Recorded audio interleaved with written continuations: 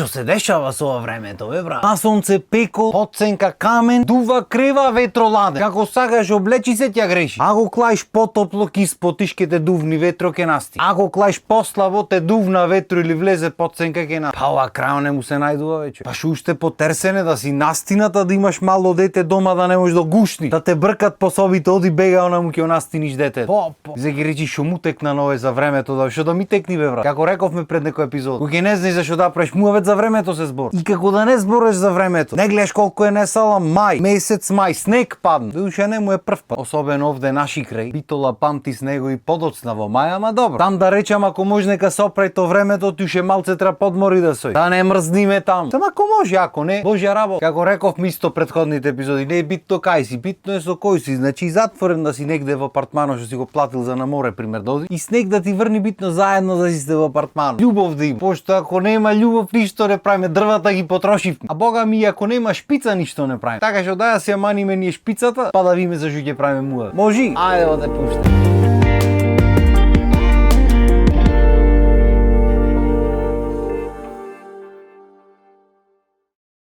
Се разбравме за скарат, се разбравме за огласите. За се си имаме разбрав. Нешто е една работа за која никогаш мисламе дека нема се разбери. Понашањето на луѓето, особено на помладите генерации. Дали може некој ми објасни што ви се дешава бе луѓе? Сам неќам да ве навредам, може да клизачи ќе влезам во темата, ама што ви се дешава? Ми се чини дека мојата генерација и тука околу мојата се последните генерации што почитуваат нечие време, што почитуваат даен збор, договори, такви работи. Што правите веќе? Само не се сватиме погрешно, не дека ние немаме доцнето во живото сите имат доцнет. За шо и да се работи, дали е за излегвање, дали е проект некој, дали што да е. Ама ова што се случува сега ги поминва сите граници дури на лабави луѓе вака, што не се замарат толку многу. Ете пример прамуш една емисија, така лабаво се. Кај што ми идат гости, колеги, музичари, пејачи, свирачи, небитно, кај што си правиме муавети, си пееме и така натам. И ако нешто е терсене во држава, тоа е да договориш луѓе за емисија. Некогаш се уват сами, некогаш ти ќе побараш, небитно. Битно како и да е, од тоа јавување до договарањето, до снимањето, тоа е вате еден процес, немам да ти опишам. Значи порано се знаеш, ако ти се јават од некоја телевизија или те викни некој што го познаваш, колега или што и да, или ти сакаш да одиш негде, особено ако сакаш ти да одиш негде, се јавуваш, договараш, таму си унапред вате. Нема шо, зошто, како светоа се сруши, таму си одиш и даваш 200% од себе, пошто ти ја бараш можноста, така. Освен нели ако сме 2026 година, кај што на луѓето очигледно многу и не му е гајле. И знаеш како? Не дека мене ми менва многу. Дали ќе дојди Петко, Трајко, Васко, дали сам ќе си снимам, не ми менва брат. Јас ќе си го терам филмот сега. И сега сум јас тој што му менва, јас да инсистирам, да барам, да молам да биде еј брат джити мене, аман молим те ила да ми издезиш во пресред. И ти да некиш да дојдиш, ај ќе разберам, некако се тегниме со онаква во ред. Брат сами се уват луѓе. И ќе ти се јавили, ќе ти пиши небитно и ќе ти речи многу сакам да дојдам на емисија. И од тоа многу сакам да дојдам, дури всушност да дојдат да бидни емисијата, тоа е вате. Патешествие, мислиш, не знам. Кога ме кова лабаво се вика емисијата и лабаво бе брат, ако договориме, ако дојда марно, ако не никому ништо, така. Не такво лабаво море. Значи девам да сватам логиката. Се јавуваш, викаш многу сакам да дојам на емисијата и викам супер, те прашувам кога сакаш, договараме термин што тебе ти одговара. Јас откажувам други работи, премествам, прам за да го направиме тој термин. И јас се појавувам на тој термин и си дремам сам. Или па 5 до 12, извини, немам да дојдам. И тоа е исклучиво кај младите. Досега се нема случајно со некој повозрасен што е во приказната подолго време ваква ситуација. Добро си има случајно еднаш со еден колега, мај нема да го именувам, пошто неќам нели да бидам трач рубрик. И то со брато договоривме све комплет вака